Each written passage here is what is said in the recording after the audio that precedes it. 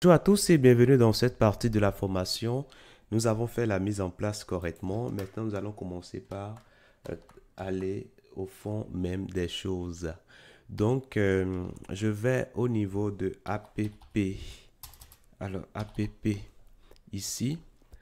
Quand je vais au niveau de APP, là c'est bon. Maintenant, ce que je vais faire, alors tout à l'heure, j'avais dit que j'allais commenter ceci, mais là maintenant, je peux simplement le retourner, tout simplement. Donc voilà comment je vais faire les choses. Maintenant, nous allons nous préoccuper maintenant de comment on peut euh, authentifier les utilisateurs. Donc, j'irai directement sur Login. Normalement, ça va m'afficher la page de connexion et d'inscription, puisque l'inscription va se faire lorsqu'on va cliquer sur le bouton créer un compte. Voilà comment les choses vont se faire. Maintenant, à moi maintenant de créer un service qui va me permettre de créer des comptes et voilà, de connecter également les utilisateurs. Donc, nous allons commencer cela tout de suite. Donc, je vais rapidement ici ouvrir mon terminal et nous allons générer rapidement un service. Donc, les services, nous allons les ranger dans un dossier qui va s'appeler service. Donc, npins ng generate service. On va ranger tout dans le dossier service. Voilà, au pluriel. Et puis, le nom qu'on va lui donner, ce sera auth. Donc, auth service, tout simplement. Donc, je fais ça et puis je lance et je patiente toujours un tout petit peu.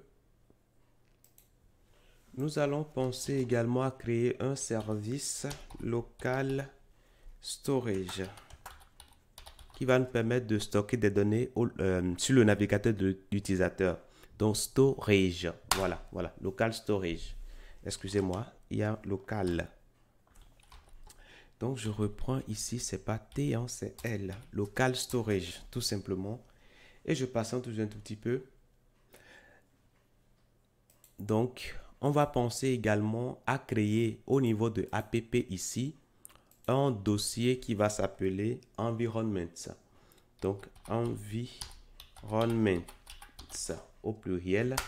Et puis, à l'intérieur de ça, nous allons créer les fichiers d'environnement. Donc, l'idée, c'est de le ramener dans SRC. C'est ce que je vais faire. Hein. Je vais le déplacer. Je déplace le dossier. Je le ramène dans SRC. Donc là, c'est bon. Maintenant, ici, je crée mon premier fichier qui va s'appeler environment. Environment.dev.ts. Une fois que c'est fait, je vais créer un deuxième fichier qui va s'appeler simplement environment.ts. Tout simplement.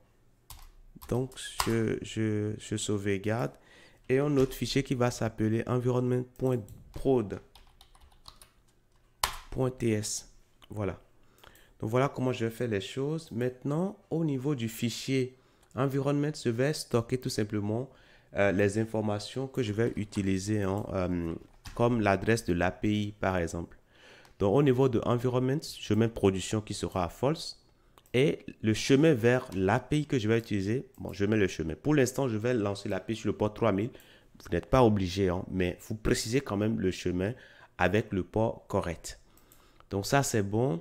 Au niveau de dev également, je vais mettre pareil. Et au niveau de prod, là, je vais changer légèrement. Je mettrai ici true.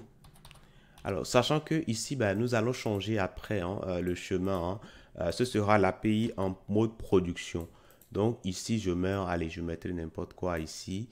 Je mets ici, ben, pour l'instant, je peux laisser comme ça. Ça nous aidera aussi après à tester le build. C'est-à-dire, après avoir fini, lorsque nous allons créer les fichiers de production, on pourra toujours tester d'abord sur l'ordinateur avant de faire le changement ici, ok, pour le mode production. Mais l'important ici, production, on doit changer cela. Parfait. Alors, une fois qu'on a créé ces fichiers-là, c'est très bien. On va alors indiquer au niveau de la configuration de Angular que quand on est en mode développement, bah, de considérer le fichier .dev, mais quand on est en mode production, de considérer le fichier .prod. Donc ça, nous allons le faire tout de suite. Donc, je descends. Vous allez voir qu'ici, nous avons production, nous avons development. Parfait. Donc, ici, en production, quand on est en production, je vais dire ce que je vais faire. Donc, je descends ici et je peux mettre ici tout simplement file replacement. Ça. Et puis, ici, je vais indiquer tout simplement un objet replace. Et là, je vais indiquer ce que je veux remplacer. Donc, il faut aller dans SRC. Il faut prendre le fichier qui se trouve dans Environment. Un instant. Donc, je le mets tout juste ici. Alors, je nettoie ça et je mets tout juste là. Voilà. Maintenant, on va remplacer ça par quoi? Donc, on va remplacer par quelque chose. Donc, with. On va remplacer par le fichier, puisque là, on est en production ici. Hein. Donc, on va le remplacer par le fichier qui a l'extension prod.ts, tout simplement. Donc, ça, c'est bon. Je peux simplement copier tout ceci. Et je vais venir là où on est en mode développement ici. Et je peux simplement mettre cela. Maintenant, je change légèrement. Je dis qu'on va prendre le fichier .dev. Alors, dev. Voilà, tout simplement. Voilà. Donc, désormais, hein, si je travaille, je vais travailler dans le fichier environment, tout simplement. Je vais importer ce fichier environment, tout simplement. Par contre, quand je vais faire le build, c'est-à-dire je vais créer les fichiers de production, eh bien, Angular va pouvoir choisir le bon fichier. Donc là, c'est bon. Maintenant, avant de finir, nous allons rapidement finir. On ira au niveau des services qu'on a créés tout à l'heure. Donc, je vais au niveau de service. J'ai local service, local storage service ici. Donc, en gros, ce qu'on a envie de faire ici, c'est de créer une couche qui va nous permettre de stocker des données en local. Donc, cette couche va simplement utiliser l'API local storage que nous avons au sein du navigateur. Disponible à partir de JavaScript. Donc, du coup, on va créer ici une méthode get item. Cette méthode va nous permettre de récupérer un item. Donc, on va fournir en argument la clé qui sera de type string. Donc, lui, il s'occupera simplement de nous retourner l'élément qui a cette clé-là. Donc, on pourra faire un try catch au cas où il y a une erreur, qu'on ne plante pas, mais qu'on puisse quand même retourner quelque chose. S'il y a une erreur, on va simplement retourner nul. Return nul. Ça veut dire que tout ne s'est pas passé correctement. Maintenant, dans le try, qu'est-ce qu'on fait? On va récupérer l'item. Donc, const item qui sera égal à local storage qui est sur Windows. Donc, .get item et on va lui donner ici la clé qu'on a reçue en paramètre. Parfait. Maintenant, si on récupère correctement, ça veut dire qu'on va le retourner. Étant donné que dans local storage, on stocke des informations au format textuel, nous allons penser à transformer cela au format utilisable en JavaScript. OK? Donc, on pourra faire ici JSON.parse. Alors, excusez-moi, JSON, tout en majuscule, JSON.parse. Et là, je peux mettre à l'intérieur de ça l'item. Tout simplement. Donc, ça va le transformer en objet utilisable. C'est tout.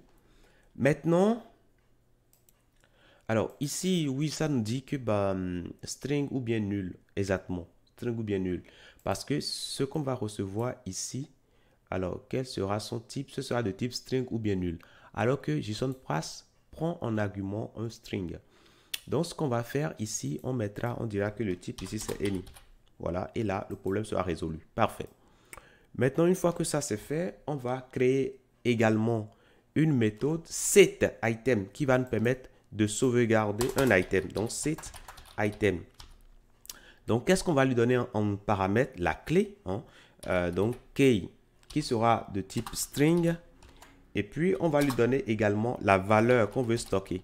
Donc, qui sera de type string également. Là, c'est bon. Alors, je dis de type string, mais on n'a pas besoin de donner quelque chose de type string. Ça peut être d'un autre type, ça peut être un tableau par exemple, etc. etc. Donc, permettez-moi de mettre ici any parce que là, je ne sais pas ce qu'on veut stocker. Ça peut être un objet, ça peut être une chaîne de caractères, ça peut être un nombre, etc. Donc, qu'est-ce qu'on va faire ici? On pourra toujours ouvrir notre bloc try catch, bien que pour stocker, il n'y a pas vraiment d'erreur. Hein. On n'a pas souvent d'erreur. OK? Donc, c'est quand on veut récupérer qu'on peut se retrouver avec des situations d'erreur. Donc ici, qu'est-ce qu'on va faire ici? On va regarder, hein, est-ce que nous avons local storage? Alors, si ça existe dans le navigateur, en ce moment-là, on pourra l'utiliser. Donc, je mets alors ici window.localstorage.set item. Et là, nous allons mettre la clé et puis la valeur. La valeur, ça doit être une chaîne de caractères. Donc, peu importe ce qu'on nous donne ici, on va penser quand même à transformer cela en chaîne de caractères avec JSON Stringify. Donc là, je mets ici value, tout simplement. Et là, c'est bon. Après, on peut dire, on va répondre par oui si tout se passe correctement, non si éventuellement tout ne se passe pas correctement. Donc ici, on peut faire si on return de true pour dire voilà, on l'a sauvegardé correctement. Mais si on n'est pas rentré dans le if, ça dit que tout ne s'est pas passé correctement, on pourra faire ici un return de false, tout simplement pour dire que voilà, tout ne s'est pas passé correctement. Voilà. Donc voilà comment nous allons faire les choses. On peut également proposer la suppression d'un élément. OK? Donc je vais prendre ceci et je vais modifier cela. Donc on va proposer ici remove item. Donc on nous donne la clé de l'élément qu'on veut supprimer. Et donc ici, on pourra simplement faire tout simplement remove item. Remove item. Et là, ça va supprimer l'élément. Et puis, on peut répondre par true si tout se passe correctement. Nul dans le cas où voilà, tout ne se passe pas correctement. On peut également effacer tout ce qu'il y a dans local storage avec clear. Voilà. Et donc, du coup, on n'a pas besoin de mettre de clé. On n'en a pas besoin du tout. Je retire cela. Et puis, ce qu'on aura à faire ici, ce sera simplement clear. Voilà, c'est tout. Donc là, je peux retirer cela. Et c'est tout. Si tout se passe bien, on retourne true. En cas de situation d'erreur, on va retourner nul. Et c'est tout. Donc, nous avons notre interface qui est développée. On pourra alors utiliser cela. Donc, dans la prochaine partie, nous allons commencer par penser au service d'authentification. Donc, dans un premier temps, on va créer une méthode sign in qui va nous permettre de connecter les utilisateurs. On va créer une méthode sign up qui va nous permettre d'inscrire les utilisateurs. Alors, sign in pour connecter, sign up pour inscrire. Donc, voilà pour ce que je tenais à vous dire dans cette partie. Je vous dis merci